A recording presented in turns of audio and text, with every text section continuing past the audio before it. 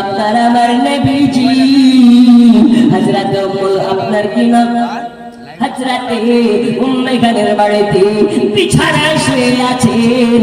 আল্লাহ তাআলা জিবরিল আমিনকে পাঠিয়ে দেয়, যাও যাও চলে যাও চলে যাও আমার দোস্ত হাবিবুল্লাহকে আর সে আজমের মেহমান হওয়ার জন্য দাওয়াত করে দাও।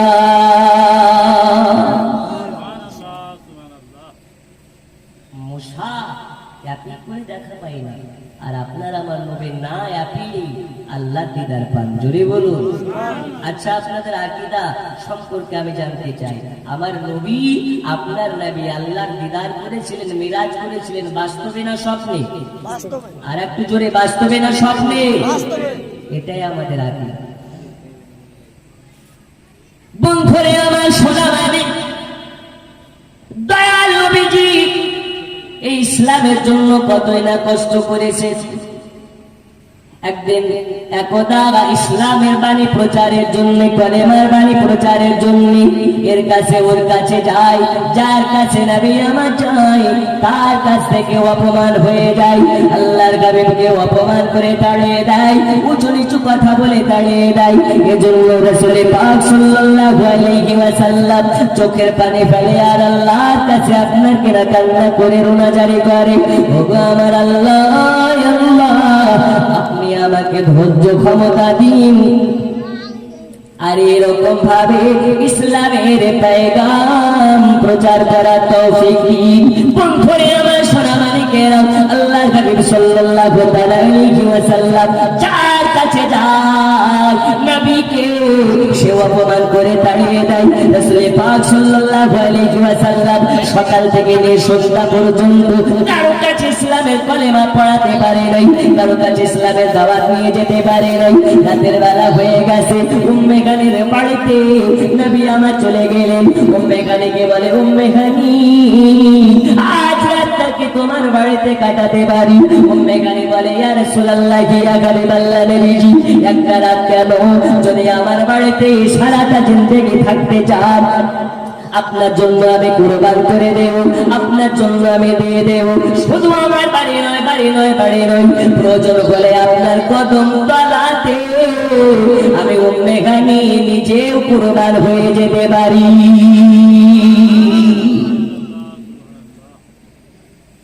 নবী গো, শুধু বাড়ি কেন, প্রয়োজন হলে আমিও কুরবান হয়ে যেতে পারি। ওগা আমার সোনা মানিকেরা, পর্দার আড়ালের মা খালারা, আল্লাহর হাবিব সাল্লাল্লাহু আলাইহি ওয়াসাল্লাম উম্মে খানের বাড়িতে রাতের বেলা বিছানাতে শুয়ে টুকরে টুকরে কান্না করে। নবীর মা নাই, বাবা নাই, দাদা নাই, দুনিয়ার বলবে মা কারা সন্তান নবীজি, বাবা কারা সন্তান নবীজি। আমার আল্লাহ বলে, জিবরিল ওই দেখো আমার দোস্ত হাবিবুল্লাহ চোখে পানি ঝরিয়ে ঝরিয়ে কান্না করে। আজ আমার দোস্ত আম্মা জান থাকলে মাথায় হাত বুলিয়ে সান্ত্বনা দিত, আমার দোস্ত আব্বা জান বেঁচে থাকলে মাথায় হাত বুলাইয়া সান্ত্বনা দিত। আজ আমার দোস্ত নবীজি আব্বা নেই দুনিয়ায়, মা নেই দুনিয়ায়, যাও যাও চলে যাও চলে যাও। আজ আমার দোস্ত হাবিবুল্লাহকে আমি আর সে আজমের মেহমান বানাইয়া আমি আল্লাহ আমার দোস্তকে খুশি করতে চাই।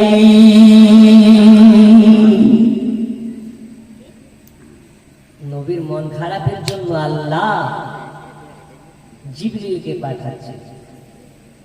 এই নবীর শানে সালাত নিয়ে যারা গুস্তাখি করবে আল্লাহ তাদেরকে জান্নাতে দেবে। আরশে আজিমের মেহমান করে নিয়ে আসো, যাও জান্নাতে চলে যাও। হাজার হাজার ঘোড়া গাড়ি বানিয়েছি, ঘোড়া গাড়ি নিয়ে নাও। আর আমার দোস্তর জন্য জান্নাতি লিবাস বানিয়েছি, জান্নাতি লিবাস নিয়ে নাও। আর জান্নাত থেকে 70,000 নূরের বাতি নিয়ে নাও, 70,000 নূরের লাইট নিয়ে নাও। আমার দোস্তকে আনার জন্য চলে যাও। এবারে জিবরিল আমিন চলে গেলেন উম্মে খানের বাড়িতে।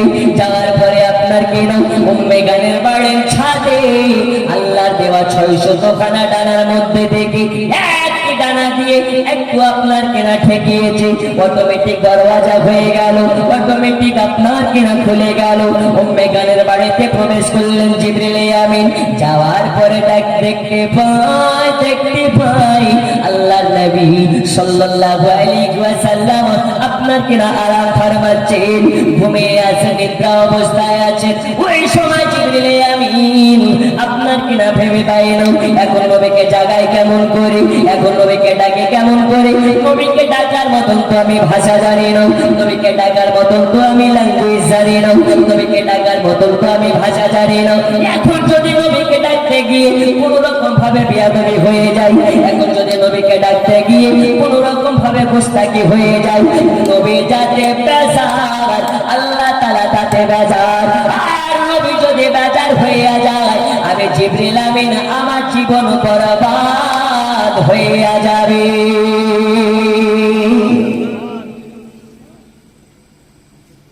কি করা যায়? আমার আল্লাহ তাআলা বলে জিবরিল কিছু করা লাগবে না, তোমাকে আমি নরম নরম ঠোঁট দিয়েছি, এই ঠোঁটটা দিয়ে আমার দোস্ত হাবিবুল্লাহর কদমে চুমা খাও। কার কদমে? কে চুমা দেবে? জিবরিল। এখন জিবরিল চুমা দিলে দোষ নাই, আর আমরা দিলে নাকি দোষ? ও দিলে হারাম না, আর আমরা যদি বলি নবীর মাজারে গিয়ে চুমা দেব তো বলে হারাম, বেদাত যাবে না। ও কানার দল, কানার দেশে আয়না বিক্রি করা যেমন, আশিকে রাসূলের কাছে বেদাত বলাও তেমন। তোমরা বেদাত বলো, আমরা ইবাদত বলি। জোরে বলুন, আর একটু জোরে। আব্বা যে আমার সোনা মানিকেরা, এবারে দেখুন আল্লাহর হাবিব সাল্লাল্লাহু আলাইহি ওয়াসাল্লামের কদমে চুমা খেলেন জিবরিল আমিন।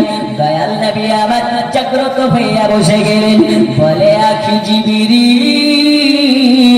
কি ব্যাপার আমার বাড়ি, আমার কদমে কেন তুমি, আমার কদমে চুমা খাও কেন তুমি? ইয়া রাসূলুল্লাহ ইয়া হাবিবাল্লাহ নবীজি, আপনাকে আল্লাহ তাআলা আরশে আজিমের মেহমান বানাবেন। আল্লাহ তাআলা আপনাকে আরশে আজিমে নিয়ে যেতে বলেছেন। আল্লাহ তাআলা আপনার দিদারের আপনাকে আগ্রহে আছে, আপনার দিদার করবেন, এই কারণে আপনাকে আরশে আজিমে নিয়ে যাওয়া লাগবে। দয়াল নবী বললেন আচ্ছা ঠিক আছে, আমাকে নিয়ে যাবে, ভালো কথা। তার আগে বলো তুমি আমার কদমে কেন চুমা খাচ্ছিলে? বলে ও নবীজি, নবীজি আপনি ঘুমন্ত অবস্থায় ছিলেন, নিদ্রা জগতে ছিলেন, এই কারণে আপনাকে ডাকার মতন আমি ভাষা জানি না, আপনার সঙ্গে বেয়াদবি হয়ে যাবে বলে আল্লাহ তাআলা বললেন আপনার কদমে চুমা খেতে, যাতে আপনার নিদ্রা ভেঙে যায়। আমার নবী বলেন জিবরিল আপনি তো বলেন, আপনি বলেন আল্লাহর ফেরেশতাদের লিডার, আর ফেরেশতাদের লিডার হয়ে আমার কদমে কেন চুমা খান? আল্লাহ নবীকে বললেন ইয়া রাসূলুল্লাহ ইয়া হাবিবাল্লাহ নবীজি, নবীজি আমি হতে পারি ফেরেশতাদের লিডার, কিন্তু যার কদমে চুমা খাই তিনি হলেন সারা কায়নাতের লিডার।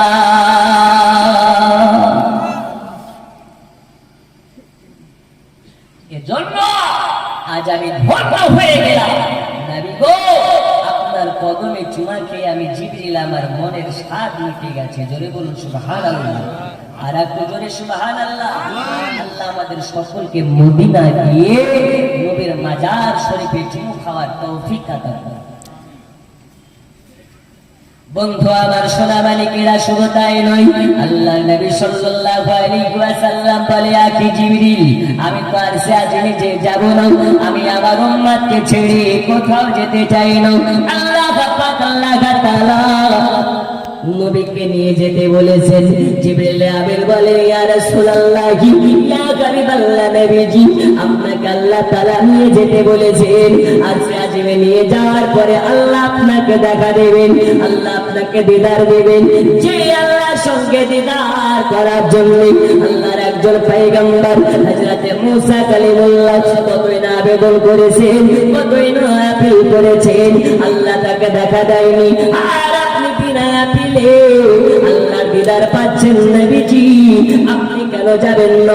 ওই সময় নবী আমার বলেছিলেন ও জিবরিল কান খুলে শুনে নাও, আমার গুনাহগার উম্মতকে রেখে, আমার গুনাহগার উম্মতকে রেখে, আমার গুনাহগার আপনার উম্মতকে রেখে কোথাও যাওয়ার জন্য আমার মন লাগে না। ওগো জিবরিল, আরশে আজিম তো অনেক দিনের রাস্তা, হাজার হাজার আপনার কিলোমিটার রাস্তা, হাজার হাজার বছরের রাস্তা। আমি আমার গুনাহগার উম্মতকে ছেড়ে কেমনে যাই বলো, কেমনে যাই বলো? আমার আল্লাহ তাআলা বলে, জিবরিল আমার দোস্ত হাবিবুল্লাহকে জানিয়ে দাও, আমার দোস্ত রাসূলুল্লাহকে জানিয়ে দাও, আমার দোস্ত হাবিবুল্লাহ আরশে আজিমে আসা পর্যন্ত যত সময় যাবে, যা পর্যন্ত যত সময় যাবে, আমার সঙ্গে দিদার অবস্থাতে যত সময় যাবে, এই সময়ে যতটা আপনার কিনা সময় কেটে যাবে, এই সময়ের মধ্যে আমার দোস্ত হাবিবুল্লাহ একজনের আপনার কিনা উম্মতের গুনাহ লেখা হবে না, গুনাহ লেখা হবে না, লেখা হবে না। কিন্তু তারা যদি সবের কাজ করে, সব খানা তুলে দেওয়া হবে, কিন্তু গুনাহ লেখা হবে না। আল্লাহ নবী বললেন, আচ্ছা ঠিক আছে, আমি আল্লাহ দিদারে যাওয়ার জন্য রাজি। এবার আল্লাহর হাবিব সাল্লাল্লাহু আলাইহি ওয়াসাল্লাম ওযু বানিয়ে চলে আসলেন। আপনার ওযু বানিয়ে আসার পরে জিবরিল আমিনকে বলে, জিবরিল চলো, আমাকে নিয়ে যাবে, কেমনে নিয়ে চলো? বলে, নবীজি আল্লাহ বলেছে আপনাকে যেন দুলহা বানিয়ে নিয়ে যাওয়া হয়, আপনাকে যেন দুলহা সাজিয়ে নিয়ে যাওয়া হয়। এই কারণে আল্লাহ পাক আল্লাহ তাআলা আপনার জন্য জান্নাতি পোশাক পাঠিয়েছেন, আল্লাহ তাআলা আপনার জন্য জান্নাতি লেবাস পাঠিয়েছেন। ওগো নবীজি, নবীজি এই জান্নাতি পোশাক পরিধান করে আপনাকে যাওয়া লাগবে, জান্নাতি লেবাস পরিধান করে যাওয়া লাগবে। নবী আমার ক্ষমা ক্ষমা করে কান্না করতে লেগেছে, চোখের পানি টুকরে টুকরে ফেলতে লেগেছে। নবীকে জিজ্ঞেস করা হয়, ইয়া রাসূলুল্লাহ, ইয়া হাবিবাল্লাহ, নবীজি আপনি কেন কান্না করেন, আপনার চক্ষু দিয়ে কেন পানি পড়ে? ওই সময় নবী বলেছিলেন, হে আখি জিবরিল, কান খুলে শুনে নাও, আমার উম্মতেরা নতুন পোশাক পরতে পাবে না, পাবে না। আমার উম্মতেরা জান্নাতি পোশাক পরতে পাবে না, আর আমি নবী হয়ে ওই জান্নাতি পোশাক কেমনে পরি? আমার আল্লাহ বলে, জিবরিল জানিয়ে দাও আমার দোস্তকে, জানিয়ে দাও আমার নবীকে, যার অন্তরে যারা পরিমাণ মুস্তাফার মহব্বত থাকে, যার অন্তরে রাসূলুল্লাহর মহব্বত থাকে, আমি আল্লাহ তাকে এই রকম জান্নাতি পোশাক পরাবো।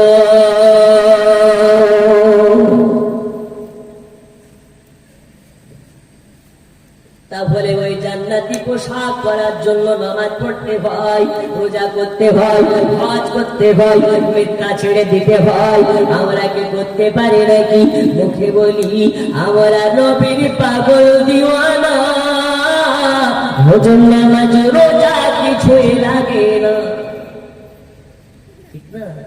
রমজান মাসে ঘরে বসে লুকিয়ে লুকিয়ে ভাত খায়, এমন লোক আছে না? নাই? একটু জোরে বলুন, আছে না নেই? ও রোজা করে না, পকেটে গ্যাসের ওষুধ নিয়ে ঘুরে বেড়ায়। ওকে যদি জিজ্ঞেস করা হয়, ভাই রোজা আছো? ও ডাইরেক্ট বলতে পারে না, পকেট থেকে গ্যাসের ওষুধ বার করে দেয়। এরকম বাটপা সমাজে অনেক ঘোরাফেরা করে। আমার আল্লাহ বলে, মৌলভী আবু তাহেরের চোখে ফাঁকি দেওয়া সম্ভব হলেও আমার চোখে কিন্তু ফাঁকি দেওয়া সম্ভব নয়। জোরে বলুন, ঠিক না বেঠিক? আল্লাহ চোখে ফাঁকি দিয়ে লাভ নেই, কারণ আল্লাহ সর্বকুলের খোদা, আল্লাহ একমাত্র ওয়াহিদে ওয়াহদাহু লা শারীকা লা, আল্লাহ ছাড়া আমাদের কেউ স্রষ্টা নেই। আল্লাহ চোখে ফাঁকি দিয়ে লাভ নেই। তাই আল্লাহ রাজি করতে হলে রাসূলুল্লাহর মাধ্যমে করো, রাসূলুল্লাহ যাতে রাজি আল্লাহ তাতে রাজি। আল্লাহ আল্লাহ করে শুধু লাভ নেই, কারণ আল্লাহ পেতে হলে নবীর মাধ্যমে পাওয়া যায়। আল্লাহর কাদিম সাল্লাল্লাহু আলাইহি ওয়াসাল্লামকে বলে দিলেন, ওগো নবীজি, নবীজি এই রকম জান্নাতি পোশাক আপনার উম্মতকে পরানো হবে, আপনাকে টেনশন নিতে হবে না, আপনাকে চিন্তা করতে হবে না। এইবারে আপনারা আমার নবীজি আরশে আজিমে যাওয়ার জন্য প্রস্তুতি হয়ে গেলেন, রেডি হয়ে গেলেন। আমাকে কি আপনি নিয়ে যাবে? আল্লাহর নবীকে বললেন, নবী গো আপনাকে নিয়ে যাওয়ার জন্য আল্লাহ তাআলা হাজার হাজার বোরা গাড়ি বানিয়েছেন। যেই বোরাকে আপনি আপনি চেপে যেতে চান সেই বোরাকে করে নিয়ে যাওয়া হবে। এই বোরা গাড়ি করে নবীকে কোথায় নিয়ে যাওয়া হবে? আল্লাহর নবীকে উম্মে গানের বাড়ি থেকে আপনার কিনা মসজিদুল আকসা পর্যন্ত বোরা গাড়ি করে নিয়ে যাওয়া হবে। বোরা গাড়িতে করে আপনারা খবর দেখেছেন, নিউজ দেখেছেন, ইরাক ফিলিস্তিনের মাজলুম মুসলমানের পক্ষ থেকে ইসরায়েলে হামলা করেছে। অনেক মুসলমানের চুলকানি শুরু হয়ে গেছে, হয়নি? মুসলমান বর্তমান সময়ে আপনাদেরকে বলি, বাড়ির দুশ্মন বাইরের দুশ্মনের থেকে খাতরা দুশ্মন। দেখবেন কোন মুসলমান যদি এখন ফিলিস্তিনের মাজলুম মুসলমানের পক্ষ না নিয়ে ওই ইসরায়েলের দালালি করে, ভেবে নিতে হবে ও মুসলমান হতে পারে না, ও হচ্ছে ইহুদির দালাল। আর ইহুদির দালাল থেকে আমাদেরকে সাবধান হতে হবে। আল্লাহ পাক জানালেন একজন মুসলমান আর একজন মুসলমানের কাছে অল টাইম নিরাপদ থাকতে হবে। জোরে বলুন সুবহানাল্লাহ। একজন মুসলমান আর একজন মুসলমানকে যেন সব সময় নিরাপদ ভাবে। কিন্তু এখনকার মুসলমান এটাকে ভাবতে পারবে? আমার থেকে বেশি ইনকাম করে, আমার থেকে ভালো বাড়ি, আমার থেকে বড় গাড়ি, হিংসায় ভরপুর। আর ফিলিস্তিনের মুসলমান মসজিদ বাঁচানোর জন্য জীবন দিয়ে লড়াই করে। আর আমাদের দেশের মুসলমান মসজিদে 1000 টাকা চাঁদা বার করতে কতই না ভাবনা চিন্তা করে। ধরে বেড়ে মা দিদার সেন্টার নেটওয়ার্ক বিজি হয় না কভু, এমনই একটা ধরে বেড়ে মা দিদার সেন্টার। জোরে কোন সুবহানাল্লাহ। একজনে 5000 টাকা দিতে পারেন। বন্ধুরে আমার সোনা মানিকেরা, আমি একটা খবরের মাধ্যমে দেখতেছিলাম ফেসবুকে, একজন আপনার কেন ফিলিস্তিনের মুসলমানকে জিজ্ঞেস করা হচ্ছে, আচ্ছা আপনি কি ঈদের নামাজ পড়ার জন্য যাচ্ছেন? বলে হ্যাঁ হ্যাঁ হ্যাঁ ঈদের নামাজ পড়তে যাচ্ছি। তো তাকে জিজ্ঞেস করা হয় আপনি কি জানেন না এই নামাজ পড়তে গিয়ে আপনি শাহাদাত বরণ করতে পারেন, আপনি হামলা শিকার হতে পারেন। ওই সময় বলে ও ভাইজান, আল্লাহ যেন আপনার দোয়াটাকে কবুল করে নেয়। আমার মনের ইচ্ছা এটা, মসজিদুল আকসা ফিলিস্তিনের মসজিদুল আকসাতে গিয়ে যদি নামাজ পড়া অবস্থাতে আমার জানটা ইসরাইল কবুল করে নেয়, আমার যদি মৃত্যুবরণটা হইয়া যায়, আমার যদি শাহাদাত নসিব হইয়া যায়, তাহলে আমার জিন্দেগির বেড়া পার। ওদের ঈদ কেমন ভাবে হয়েছে ওরা জানে। নামাজ পড়তে গিয়ে আমাদের জীবন চলে যেতে পারে, তারপরে ওরা নামাজ কাজা করে না। আর আমাদের দেশে মসজিদ থেকেও নামাজ পড়ে না। তুলনা হামাগো তোমার লালের নাই তুলনা। জোরে বলো জামানা দিওয়ানা ও গো মামিনা, তোমার লালের নাই তুলনা। হামাগো তোমার লালের নাই তুলনা।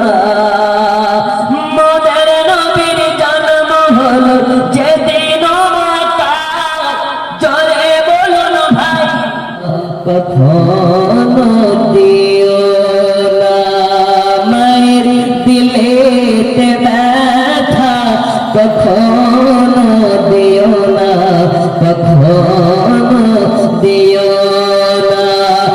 মায়ের মতো এত আপন আর তো কেউ হবে না। মায়ের দিলেতে ব্যথা, কখনো দিও না।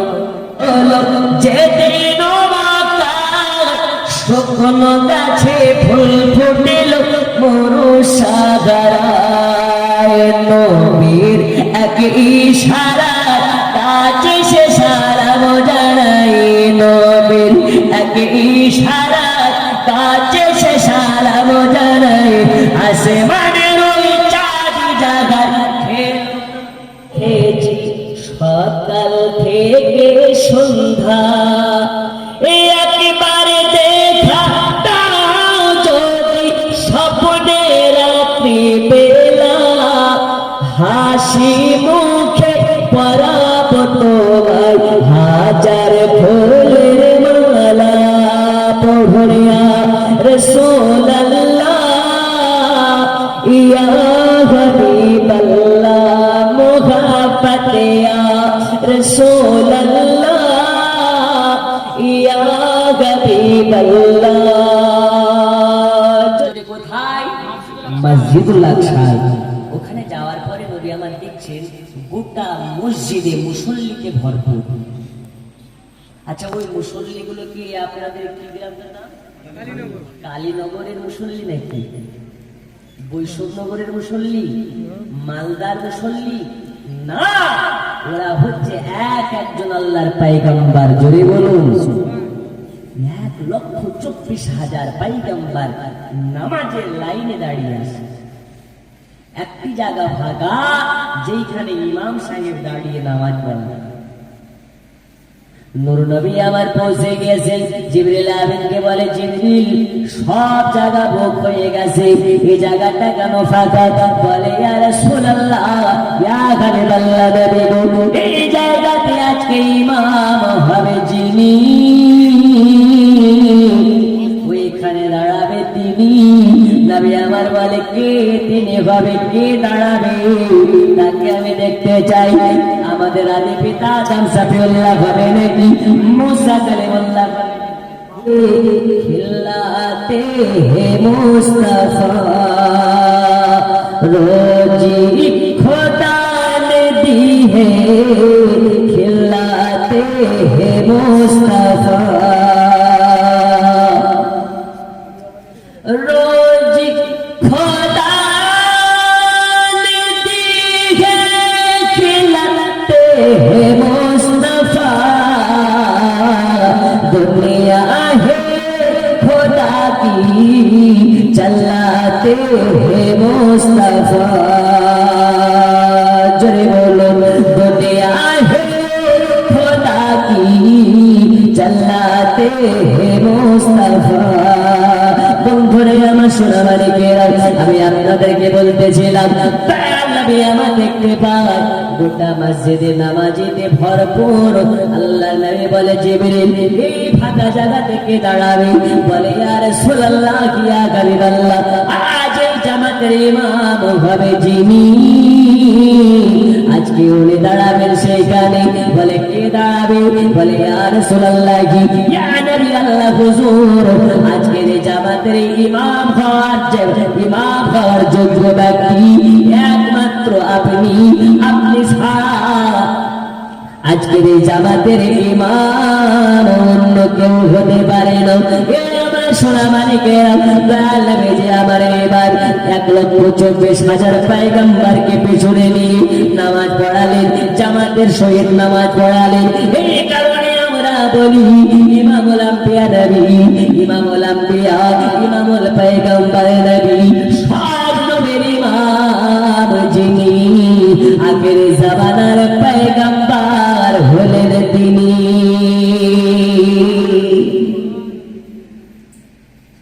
নবী আমার সব নবীকে পেছনে নিয়ে নামাজ আদা করানোর পরে আমাদের আদি পিতা হযরত আদম শফিউল্লাহ দাঁড়িয়ে গেলেন। দাঁড়িয়ে দাঁড়িয়ে বক্তব্য রাখলেন আর নবী পাকের শানের সালাত নিয়ে আলোচনা করলেন। এরকম ভাবে অনেকে দাঁড়িয়ে দাঁড়িয়ে আপনারা আমার নবীকে বসিয়ে রেখে নবীর শান ও শওকত নিয়ে বক্তব্য রাখলেন। আল্লাহর নবী সাল্লাল্লাহু আলাইহি ওয়াসাল্লাম ওই মসজিদুল আকসাতে এতগুলো নবীকে পেছনে রেখে নামাজ পড়িয়েছিলেন। এই মসজিদ সাধারণ মসজিদ নয়, এই মসজিদে নবী আপনার আবার নবী থেকে নিয়ে আদম শফিউল্লাহ থেকে নিয়ে ঈসা রুহুল্লাহ পর্যন্ত সব নবীর কদম যেই মসজিদে পড়েছে, সেই মসজিদের নাম হলো মসজিদুল আকসা। জোরে বলুন। ভালোবাসার জায়গা মদিনা, ভালো লাগার জায়গা মদিনা, ভালোবাসার নাম বলে ভালোবাসার জায়গা মদিনা, ভালো লাগার জায়গা মদিনা। পড়ুন ভালোবাসার জায়গা মদিনা, ভালো লাগার জায়গা মদিনা। এত সুন্দর জায়গা কোথাও দেখি না, এত সুন্দর জায়গা কোথাও দেখি না। সাজিয়েছেন দয়াল রব্বানা, ভালো লাগার জায়গা মদিনা। পড়ুন ভালো লাগার জায়গা মদিনা, ভালোবাসার জায়গা মদিনা। জোরে বলুন। মদিনা শরীফে নূরের খাজিনা, মদিনা শরীফে নূরের খাজানা। আশিক ছাড়া কেউ তো বুঝে না, ভালো লাগার জায়গা মদিনা। পড়ুন ভালো লাগার জায়গা মদিনা। আজিজুর আমার নামে 500 টাকা, আল্লাহ তাকে কবুল করে নিন। জোরে বলুন আমিন। ভালোবাসা জায়গা মদিনা। একদিন কবরে যাব, কেউ তো যাবে না। একদিন কবরে যাব, কেউ তো যাবে না। যাবেন তিনি শাহে মদিনা। জোরে বলুন সুবহানাল্লাহ। ভালো লাগার জায়গা মদিনা, ভালো লাগার জায়গা মদিনা, ভালোবাসা জায়গা মদিনা। এত সুন্দর জায়গা কোথাও দেখি না, এত সুন্দর জায়গা কোথাও দেখি না। সাজিয়েছেন দয়াল রব্বানা, ভালো লাগার জায়গা মদিনা, ভালো লাগার জায়গা মদিনা, ভালোবাসা জায়গা মদিনা। জোরে কোন সুবহানাল্লাহ। আরেকটু জোরে।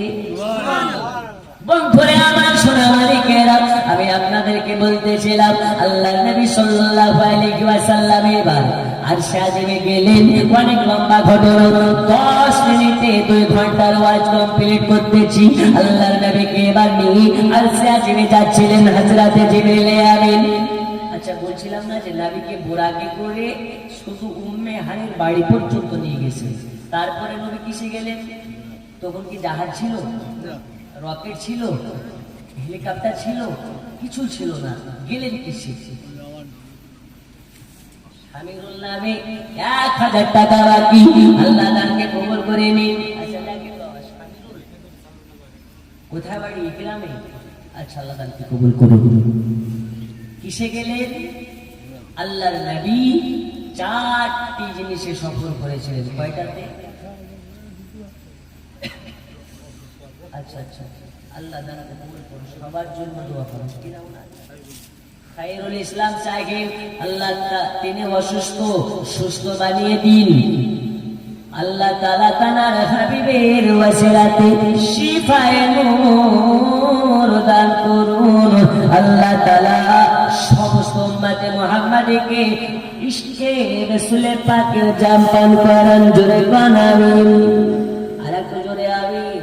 আমি বলতেছিলাম কি দেখুন, নবী আমার শুধু বোরাকে নয়, বোরাকে শুধু দুনিয়াতেই উম্মে হানির বাড়ি থেকে নিয়ে ওই মসজিদুল আকসা পর্যন্ত গেলেন।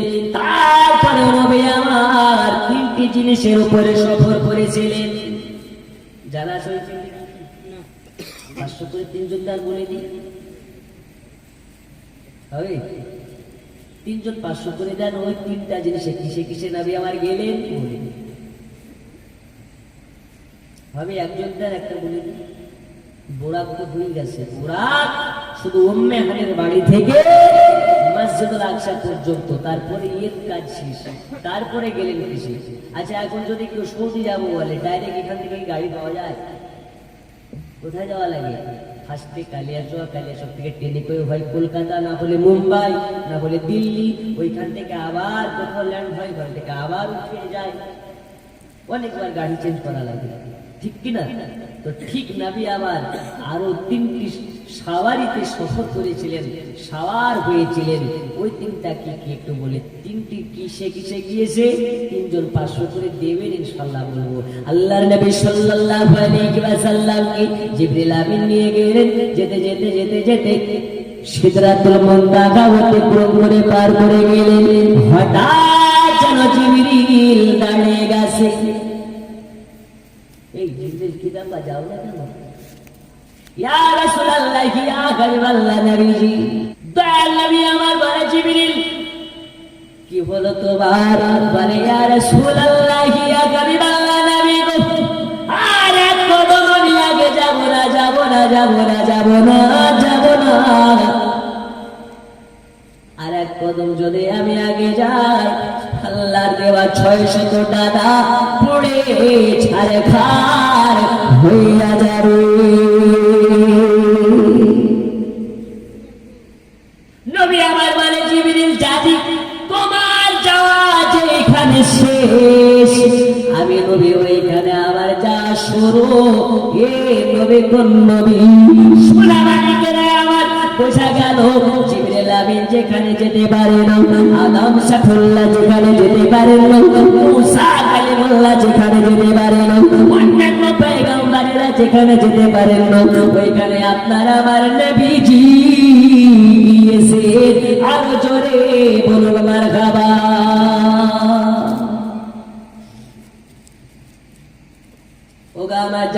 যুবকেরা, ও সোনার মানিকেরা, আমি বলতেছিলাম এবার নবী আমার চলে গেলেন। অনেক লম্বা ঘটনা টুকরা টুকরা করে বলি। আর সাজিদে যখন নবী আমার পৌঁছে গেছে, জুতা পরিধান করে আছে, জুতা খুলে সাইডে রেখে যাবে। আমার আল্লাহ বলে, নবীজি, নবীজি, আপনাকে জুতা খোলা লাগবে না, খোলা লাগবে না, চলে আসুন, চলে আসুন। আর আল্লাহর একজন পয়গম্বর, যার নাম হলো মুসা কালিমুল্লাহ, পাহাড়ে গিয়েছিলেন আল্লাহর সঙ্গে কথা বলার জন্য। যে গাছের গোড়া থেকে সে আওয়াজটা বুঝতে পারত, ওই গাছের কাছে যখন জুতা পড়ে চলে গেছে, আমার আল্লাহ বলে, মুসা, খবরদার, সাবধান হইয়া যাও, জুতা খুলে তবে আমার এখানে আসবে। জোরে বলুন। আর আপনার আমার নবীকে আল্লাহ তাআলা বলে, গালিব আপনাকে জুতা খুলতে হবে না। অনেক লম্বা ঘটনা আপনাকে কেটে কেটে বলি। দয়াল নবী আমার মেরাজে যাওয়ার পরে আল্লাহকে দেখে, আল্লাহ নবীকে দেখে, দুইজনের দেখা দেখে চলতেছে। আল্লাহ তাআলা আপনার আমার নবীকে এক জায়গা নয়, 2 জায়গা নয়, সঙ্গে করে নিয়ে নিজে গাইড দিয়ে 17টা জায়গা দেখিয়েছিলেন। কটা জায়গা?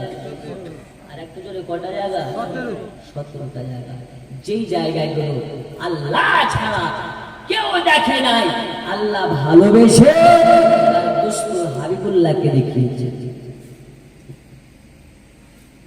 ও আমার সোনা মানিকেরা, শুধু তাই নয়, 17টি জায়গা দেখানো হলো, তারপরেও যেন আল্লাহ দেখতে পায়, তার দোস্ত হাবিবুল্লাহর মনে যেন আনন্দ নাই, মনে যেন খুশি খুশি কোনো আপনাকে না ভাবে নাই। আল্লাহ তাআলা বলে, নবীজি, আপনি কি খুশি না? এই 17টা জায়গা, এত সুন্দর জায়গা, এত সুন্দর জায়গা দুনিয়ার কোথাও নাই।